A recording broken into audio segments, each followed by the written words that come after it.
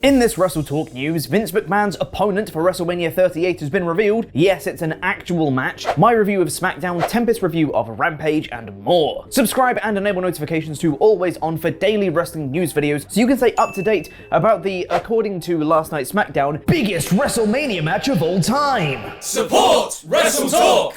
With SmackDown this week came the bonkers announcement that the chairman of the board, Vincent Kennedy McMahon, will be appearing on Pat McAfee's show next week. Not only does Vince McMahon absolutely not fit the vibe of Adam Cole blowing up at McAfee, but Vinnie Mac will get to show just how much of a totally real person he is when he steps onto the show. Somehow this is not the most bonkers thing to come from this little tidbit, as Post Wrestling is reporting that not only will McMahon be appearing on McAfee's show, but Vince is penciled in to return to the ring at WrestleMania 38, wait for it, against Pat McAfee. Their sources have said that this will most likely be billed as an official match on the WrestleMania card. That does not mean that this has to be an actual official match, as the intricacies of an honest-to-God Vince McMahon versus Pat McAfee match melts my mind to even consider. However, instead it seems possible that an excessive amount of bells and whistles will be added to the proceedings, or we could get a cinematic match of sorts instead. Pat McAfee had a pair of very impressive outings in NXT back in 2020, wrestling Adam Cole at TakeOver 30 and leading his ragtag group of Undisputed Era opponents into battle at War Games. Vince McMahon, however, has not wrestled in nearly a decade, with his last official bout coming against CM Punk in October 2012. Even still, this was more of a brawl than a match, but it still marks nearly a decade since Vince decided to test the size of his grapefruits. There have been reports of the WrestleMania card being in a state of flux,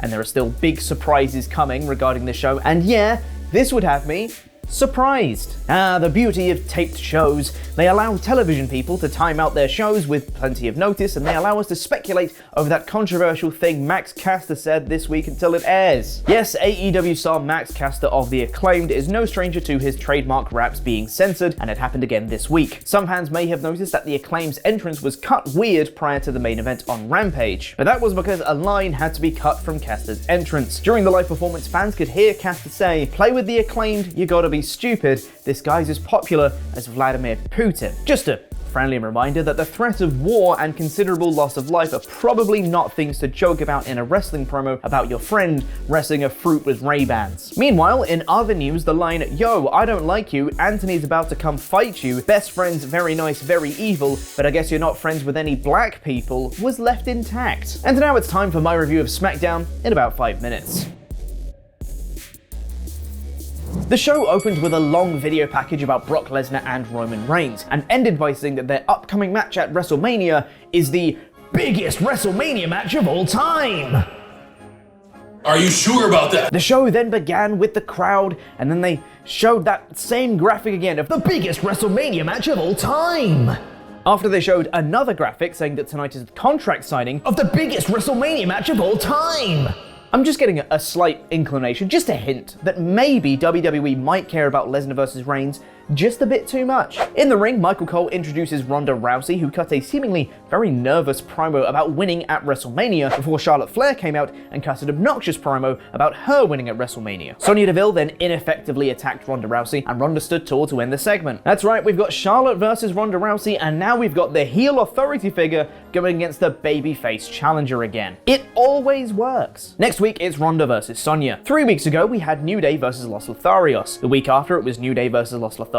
Then we had a week break, and now it's New Day versus Los Lotharios. This company is so repetitive. This was a good match, but probably the weakest of the 3 they've had so far. New Day entered on a quad bike, and towards the end of the match, Big E distracted Angel by threatening to run over Umberto with the quad bike, so Kofi took advantage. What baby faces. New Day won with the Midnight Hour. This was fine. The Usos were interviewed backstage by Sam Roberts, where they hyped up the biggest WrestleMania match of all time. Before they could properly talk about their own tag titles, though, the Viking Raiders beat them up, and it'll be a tag title match next week. Xia Li made her in-ring SmackDown debut next against Natalya, and this match was so eagerly anticipated backstage that it was watched on by Aaliyah, Shayna Baszler, Drew Gulak, and Mansoor?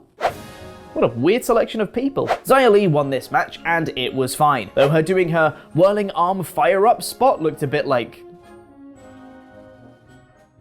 Sami Zayn came out for an Intercontinental Championship celebration, where he said he's happy to defend his belt against all comers. Me and you, Sami.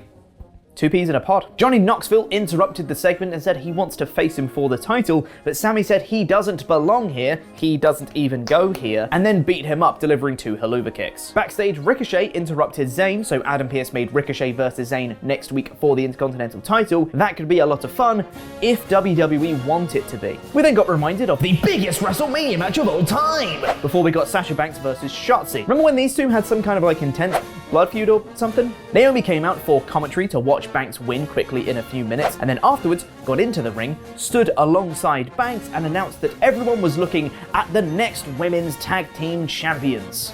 Bit out of nowhere, an awkward presentation of the announcement, but I guess it gives them something to do and makes a second team in the women's tag division. There you go. We then cut backstage to Mackenzie Mitchell, who said, "I'm not too sure what Naomi meant by the next women's tag team champions. Nonetheless, here's Happy Corbin and Madcap Moss." What do you mean you don't know what she meant, Mackenzie? She couldn't be more clear. They're going to be the next women's tag team champions. It's not an ambiguous phrase.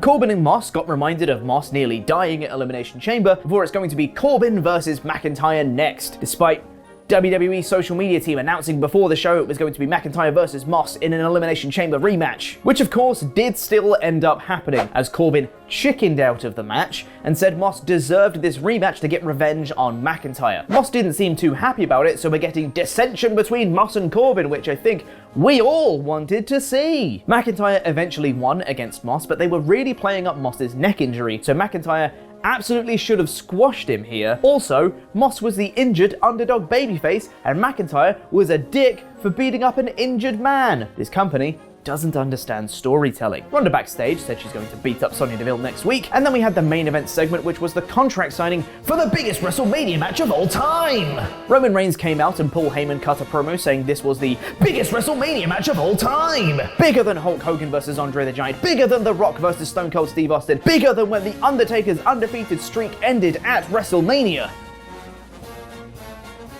Are you sure about that? Heyman finished cutting his promo saying that the contract signing was up next, called this a cliffhanger, and then it cut to an ad break.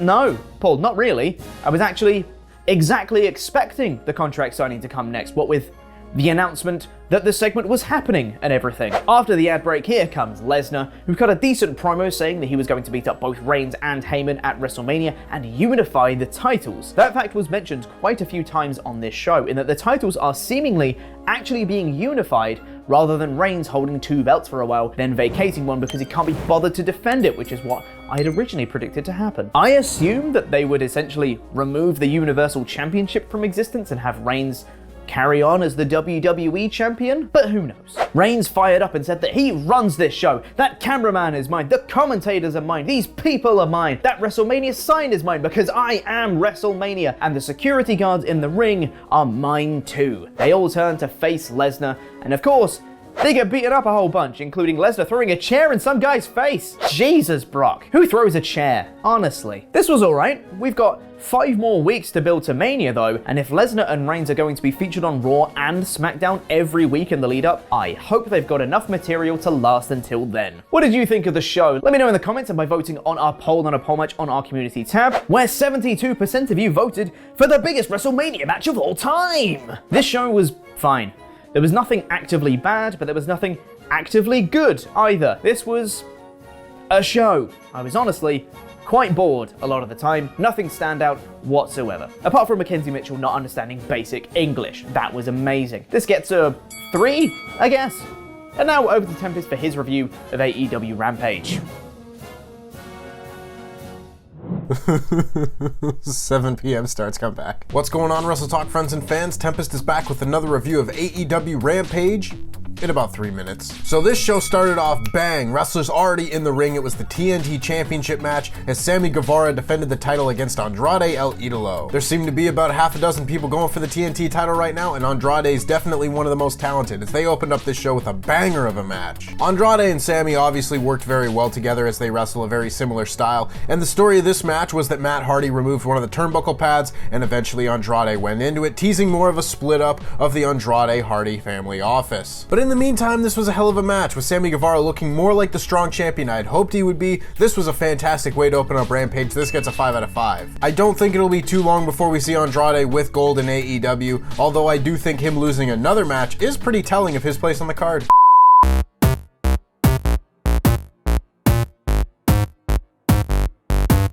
Hey, Wardlow won. Lot of power bombs. Sean Spears didn't like the power bombs. Why were there so many things on this show? There were like 6 things on this show.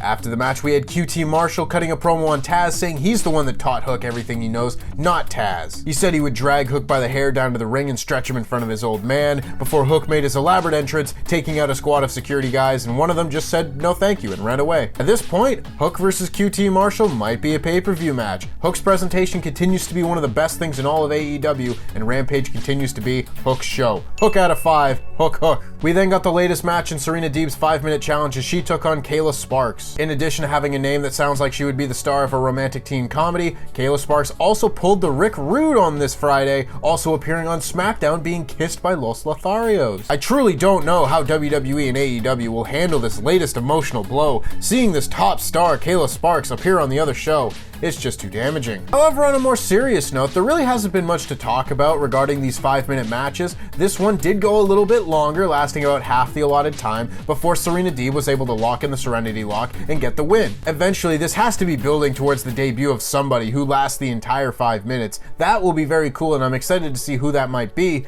but for the time being, these are just short matches. I love Serena Deeb, and I love everything she's doing, but I don't have a whole lot to say about these matches. This gets a 2 out of 5, there wasn't much to it. We then got a contract signing. We don't usually see promo segments like this on Rampage, but Dr. Britt Baker and Thunder Rosa made their way to the ring to sign the contract for their AEW Women's Championship match at Revolution. Britt cut a really good promo talking about them making each other in their Lights Out match a year earlier, and even though Thunder Rosa was the one to get the win, Britt Baker is the one that everyone talks about. Felt like this promo was designed to sum up Britt Baker's reign as champion and really put an exclamation mark on the whole reign, as she will likely be losing the title to Thunder Rosa at Revolution. Hey, at least that's my guess. I do like the idea of Thunder Rosa and Mercedes Martinez kind of being frenemies now in AEW, and honestly, book Mercedes Martinez against Jamie Hayter as the opening match on the pay-per-view as well. Those two would tear it up. This was a very fun segment. This gets a 4 out of 5. We then had the main event qualifier for the Face of the Revolution ladder match as Anthony Bowens took on Orange Cassidy. There were some fun comedy spots early as Orange Cassidy wrestled the first few spots with a microphone. He was trying to put his hands in his pocket. You know, the typical Orange Cassidy shtick, but it was a good shtick, especially when matched up with the shtick of Anthony Bowens. Orange Cassidy was dealing with Max Caster all the way through, but eventually he was able to hit a big orange punch and get the win, qualifying for the Face of the Revolution ladder match at Revolution. This main event was treated with a fair bit of significance, with both guys kicking out of big moves, tons of big near falls, and of course a cursing from Danhausen. Overall, it made for a very good main event, although I am a little bit disappointed that with the additions of Orange Cassidy and Ricky Starks to this match, the average level of beef in this match just seemed to drop lower and lower. Could have used like 10 or maybe Jeff Cobb or something. I need more beef. I need big, beefy men beefing beef. Anyway, there was a weird portion of the middle of this show where not a lot of wrestling was happening, and that's not very common for Rampage. There's usually a ton of wrestling crammed into an hour, and this week, we got a couple promos instead. They weren't bad promos, mind you, and the opening match and the main event were both excellent. This episode of Rampage gets a 4 out of 5. You gotta make sure you watch that Sammy and Andrade match. And that just about wraps it up for me. If you want to hear more of my thoughts on this week's show, make sure you go over to WrestleTalk podcast later on today, where myself and Chopper Pete will go over both shows in complete detail. I've got some words for our tribal Pete. Now, according to some people in our chat currently, and including Sean, apparently MJF is currently watching this stream with us, and has sent in a question for you that just says, Sure. Yo QT, it's MJF. How the F have you still not watched my promo from this week's show? Yeah, because I don't have to watch it.